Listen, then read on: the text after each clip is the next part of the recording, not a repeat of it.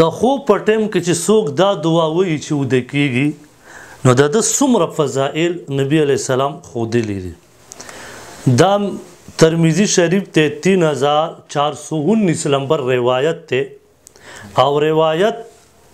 د ابو سعید الخدری رضی الله تعالی عنہ نه دی چې نبی علیہ السلام او فرمایل څوک چې دا دعا وایي استغفر الله الذي لا اله الا هو الحي القيوم واتوب الیه درې کرته نبی علیہ السلام فرمایي غفر الله له ذنوبه الله پاک د ټول ګناهونه معاف کړي کچره د ګناهونه و ان كانت مثل زبد البحر اگر کده د ګناهونه د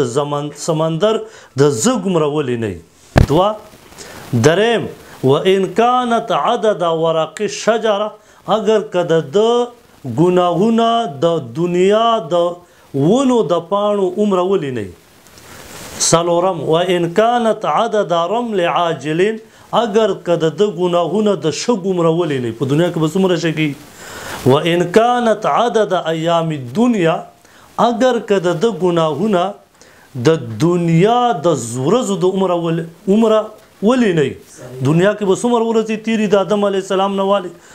تر دې وخته پورې دومره ورځو عمره ګناهونه ولې نه الله پاک به ټول معاف کړي.